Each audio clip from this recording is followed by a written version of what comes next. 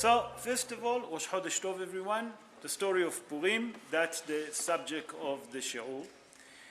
Anyone here know when is Purim being performed? The miracle of Purim, before we start? How long the miracle of Purim took? Because if you read the Megillah... Sorry, by the way, can you hear me on top? Am I clear enough? Okay. So, how long the miracle of Purim took? Anyone have any idea? 1 year. 1 year. Because if you read the Megillah, it sounds like 1 year, nachon?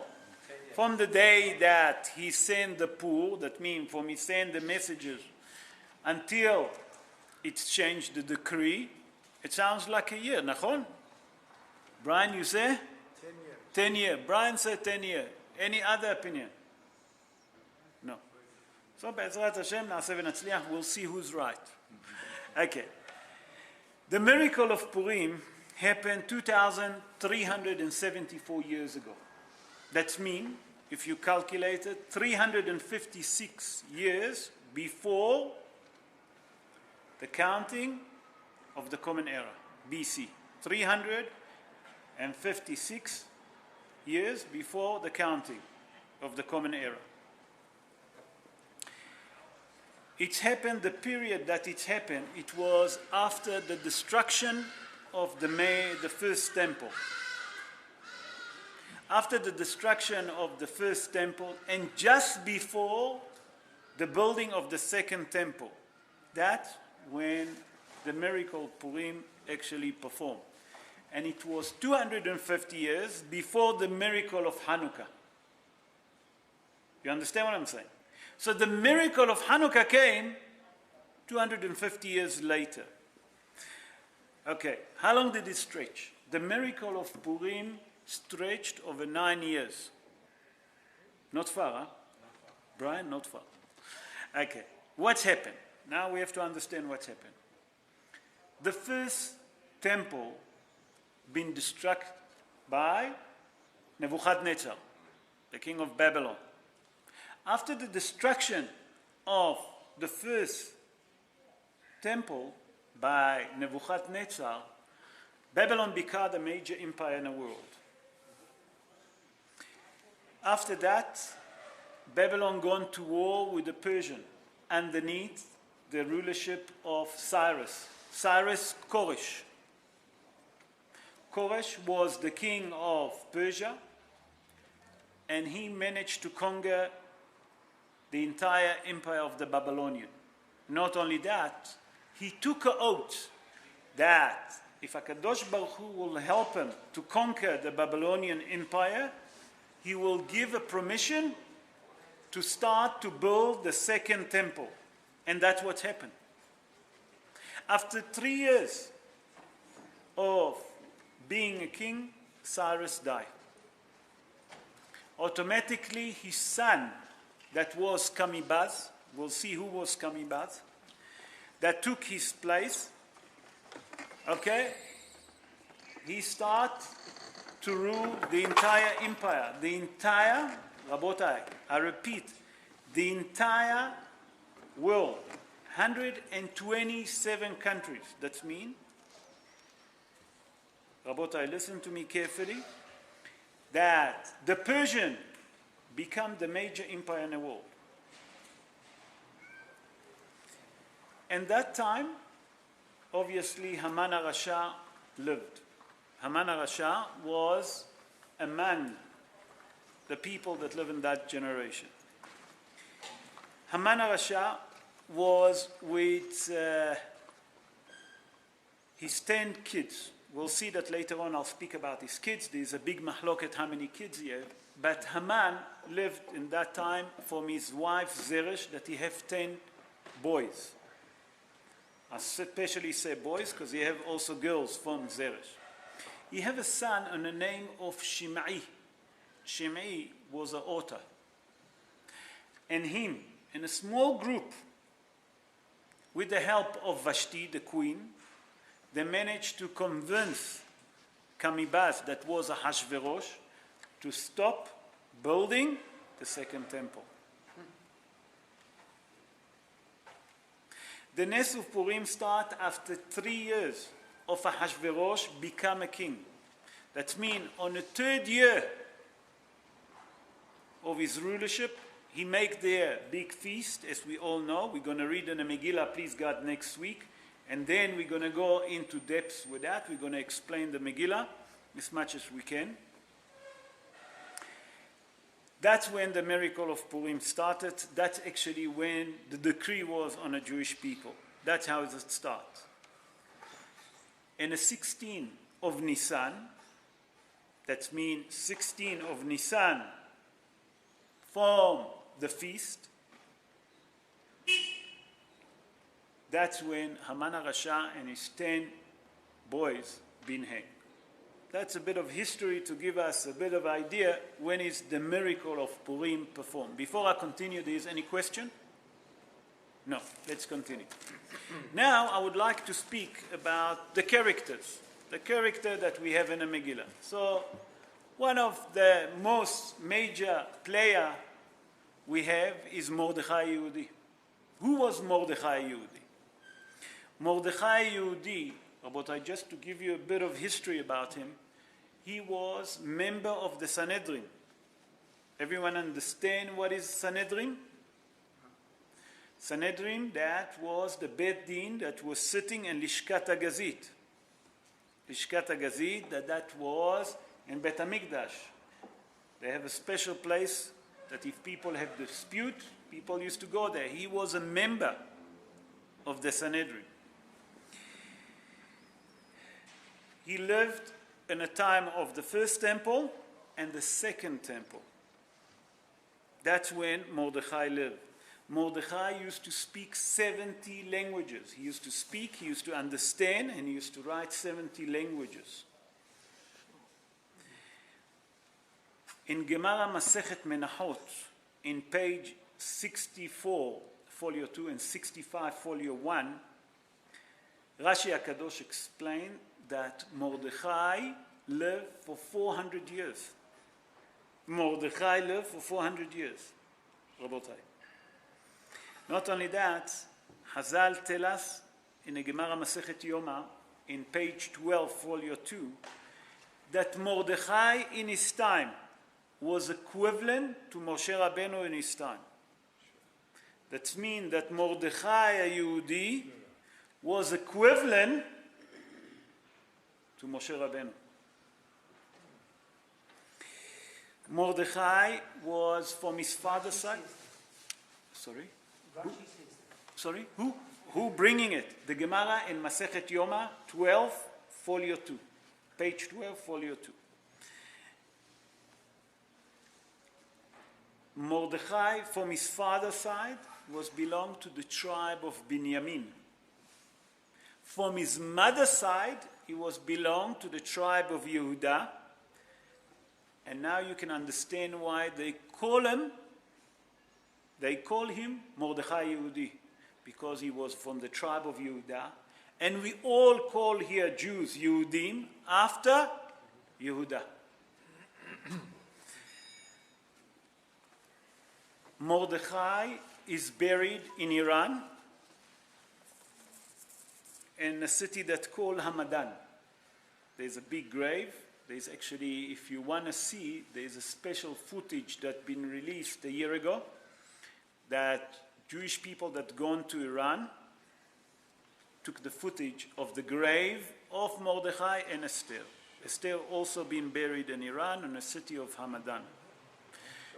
Mordechai been called Petahiyah. Why Petahiyah? Because Mordechai can answer any question that was difficult. He used Poteach Ba'alacha. That's Mordechai a Yehudi. Any question regarding Mordechai? Yes? When you say live for 100 years, was that an exceptional lifespan? Absolutely. In that time, definitely. In that time, definitely. Definitely. Because you remember when we was on Sefer Bereshit, someone asked in a shiur on Shabbos, how come that the lifespan on those times was much longer than what we are today? And we explained the reason. That what we are achieving today, it took them so many years to achieve. You understand what I'm saying? Halachically, spiritually and physically. You follow? Sorry, Yes. I didn't quite get that. Who said that Mordechai was equivalent to Moshe? Okay. In the Gemara, Masechet Yoma, Hazal explained. Our sages explained there. Page 12, folio 2. 12, Daf Yud Bet, Amud Bet. Yoma. That speak about, Yoma speak about Yom Kippur. Okay? There Hazal explained. The next character that we're going to speak is Esther HaMalka. Esther HaMalka, a matter of fact, her name is not Esther. What was her name? Hadassah. That was her name. So we'll see why they call her Esther. And that's also why the Megillah call Megillat Esther and doesn't call Megillat Esther and Mordechai, or Mordechai and Esther. We'll explain why. Esther was the daughter of Avihail. Avihail was from the tribe of Binyamin also. The story about her goes like this. When her mother fell pregnant with her, her father died.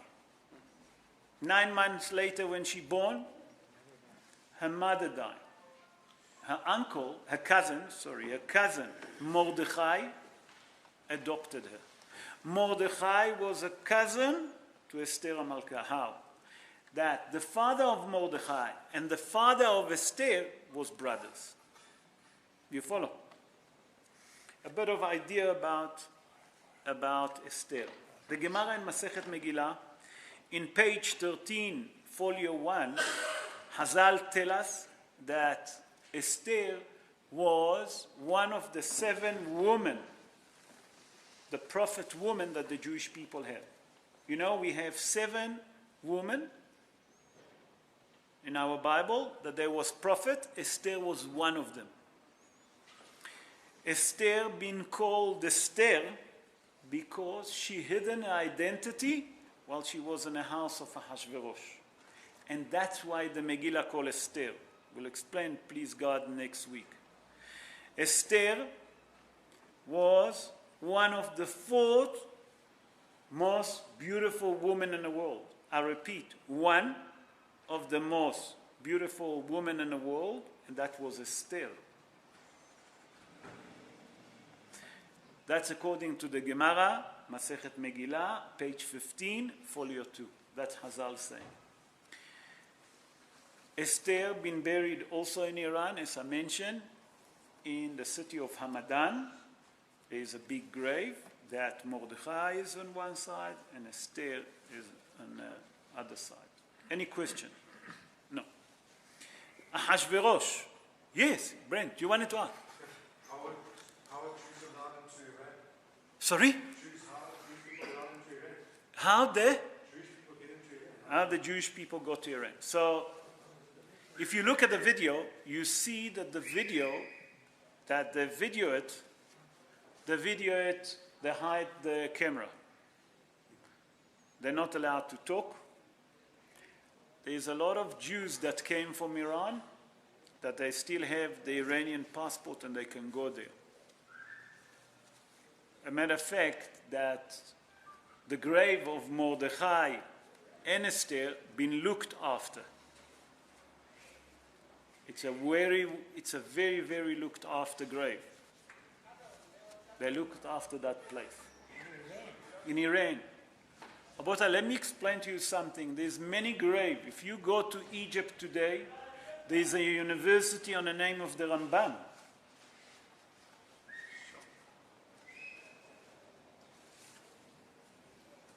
Most of the Arab country, if you look to Morocco and you look at the Jewish cemeteries, you see how they're well looked after, especially the great sages that came from there. They're well looked after.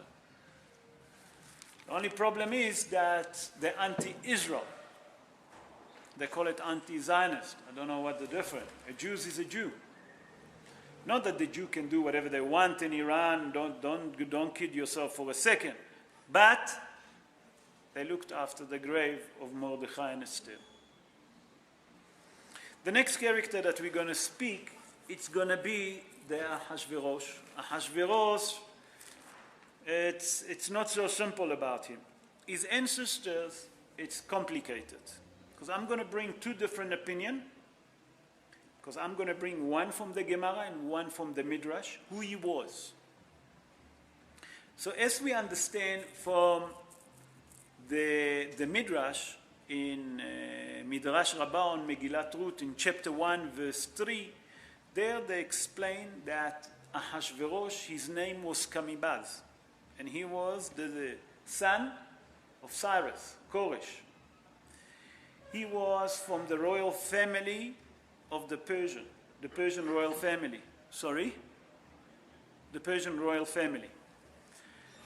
According to the Gemara in Masechet Megillah, page 11, folio 1, there is dispute amongst the sages, and Rav, that was a sage, Rav said that the matter of fact, Ahashverosh, he wasn't from the Persian royal family. Not that only that he wasn't, he was the stable boy. According to the Gemara, Megillah, page 12, folio 2.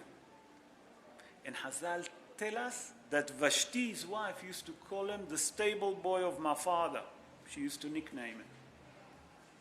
So how he become a king? Hazal explained that Ahashverosh finds 68 different treasure in the Euphrates River that Nebuchadnezzar hidden. And he became one of the richest men in the world. And he has so much power and influence that he bought his kingdom. The next one is Vashti, the Queen Vashti. We all hear about the Queen Vashti, who she was. The Queen Vashti was a granddaughter of Nebuchadnezzar. That's mean from the Persian royal family. She was the daughter of Avil Merodach. Avil Merodach was the son of Nebuchadnezzar. She was the granddaughter.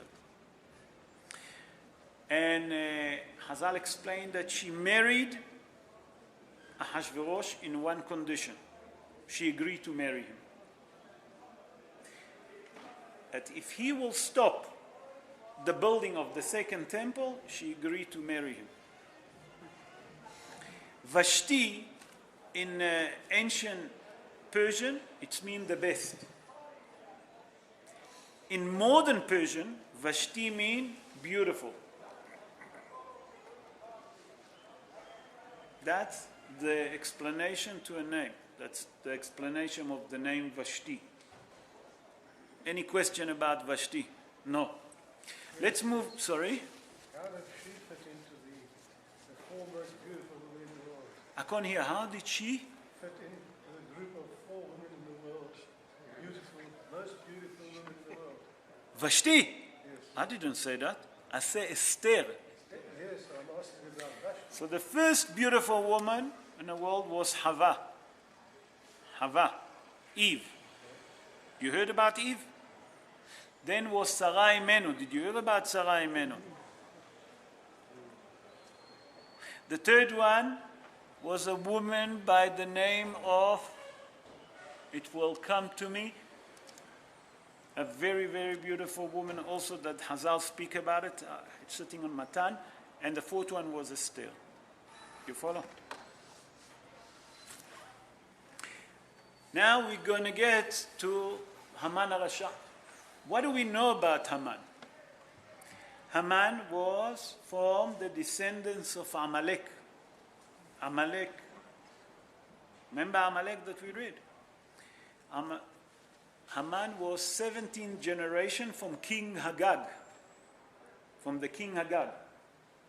That Shaul HaMelech killed him. You remember? Sorry, Shmuel, but Shaul captured him. Sorry. Shukah for correcting me. 500 years from Hagag to Haman. 17th generation, if you work it out. Haman born in Persia, in a city that's called Kardom. That's how Hazal explained in the Gemara Masechet Megillah 16, folio 1. A village in the name of Kardom.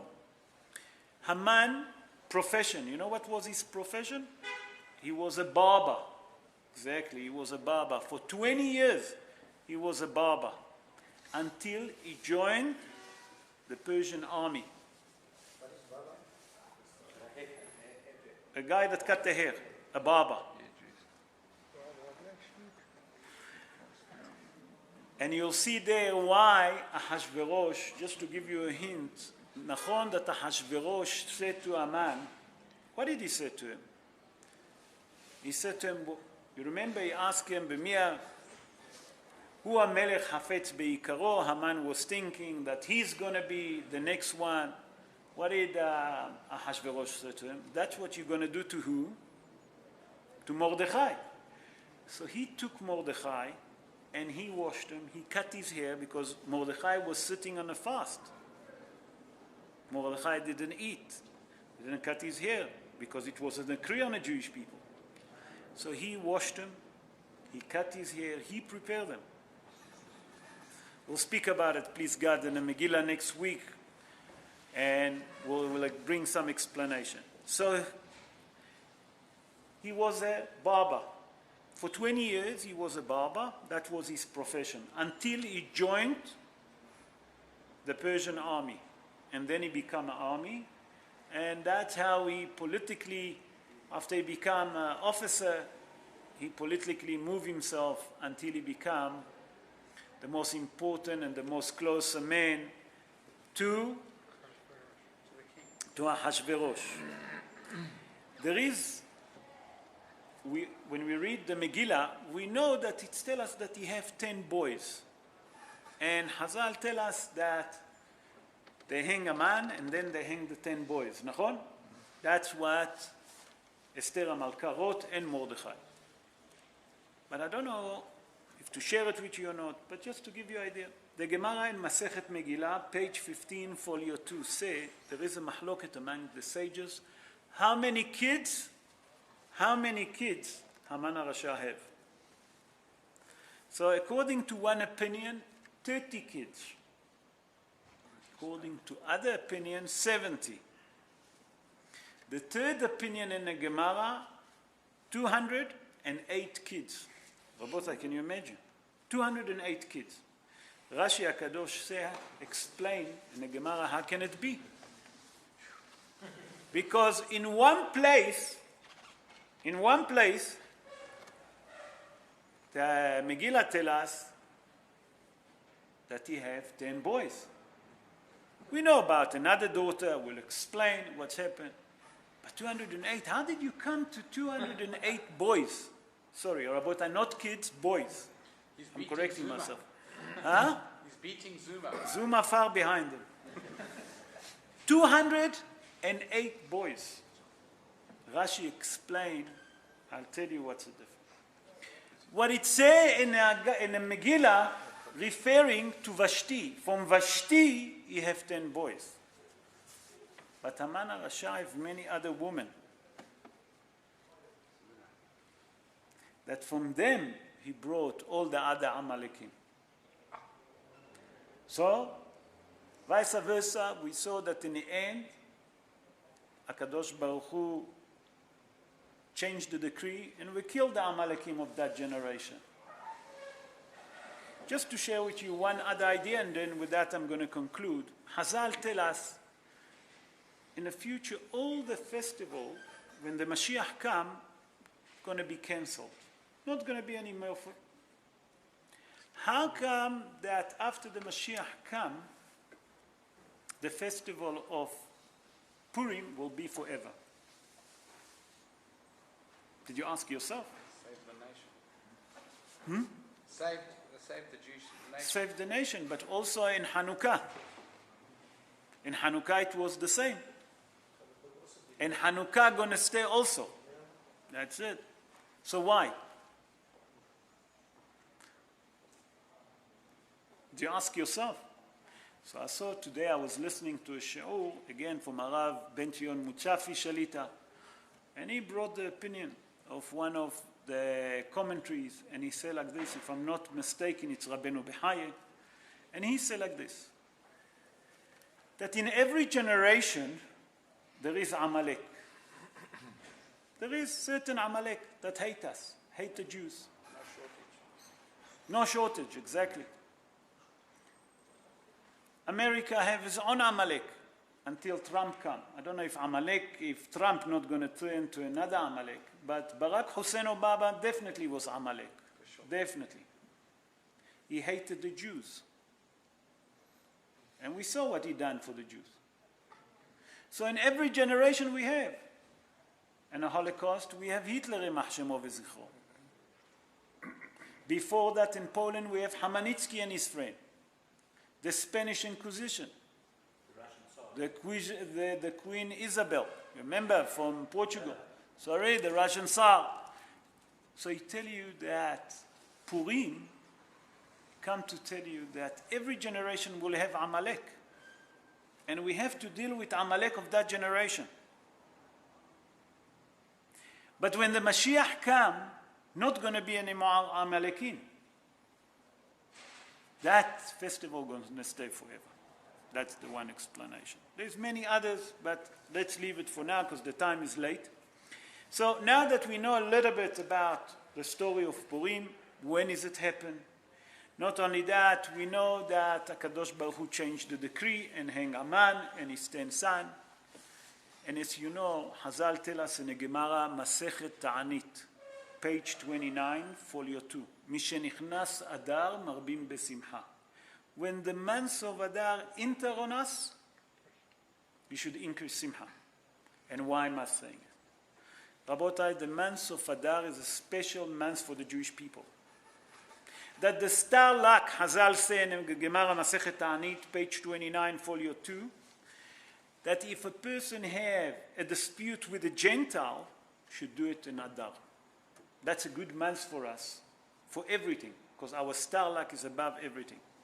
And the same like HaKadosh Baruch Hu changed the decree on the Jewish people and hang the Haman of that time. May please God, he'll hang the Haman of our time that there is. If it's the Hezbollah, if it's the Hamas, if it's the Iran of today, there is so many of them, we don't know where they are. And Be'ezrat Hashem, HaKadosh Baruch Hu will change the decree and send us, Mashiach Tzidkenu b'mera b'yameinu amen ken yeh ratzon.